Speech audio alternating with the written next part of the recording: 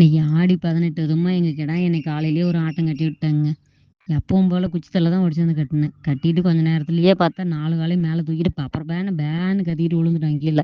குச்சி தள்ள சொக்கிக்கிச்சுன்னு தெரியல, இல்ல நாக்க கடிச்சிக்கிச்சுன்னு தெரியல. என்னன்னே தெரியல. நான் உள்ள இருந்து வரங்காட்டியும் மாமா அவசர அவசரமா வேப்ப மரத்தடியிலேருந்து ஓடியாந்து புடிச்சு இந்தாண்டு புடிச்சிட்டு வந்துட்டாங்க.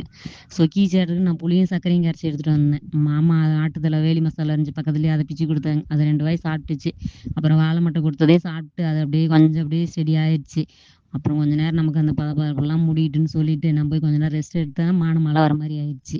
போய் மாட்டுக்கு 2 கூட புல்லு பிடிங்கியாந்து கொட்டிட்டு, தட்டு வெட்டி போட்டுட்டு, அத்தைப்பூ கொஞ்சம் பறிச்சு வச்சிருந்தாங்க. அதையும் கட்டி வச்சுட்டு, சாயங்காலம் மோட்டருக்கு தண்ணி போட்டு விட்டேங்க. பீஸ் கட்டைய கழட்டி வைக்கலன்னா மழை வந்ததுன்னா ட்ரான்ஸ்ஃபார்மர் காயில் போயிருதுங்க. இங்க சாட்டர்லாம் பிச்சுட்டு போயிருது. மான இடி இடிச்சுதுன்னா. போன வருஷம் அப்படிதான் மான இடி இடிக்கக்குள்ள சாட்டர்லாம் பிச்சுட்டு போயிருச்சு. அதனால மோட்டர எடுத்து விட்டு மழை வர மாரி இருந்துச்சுன்னா, பீஸ் கட்டைய கழட்டி வச்சுர்றதுங்க.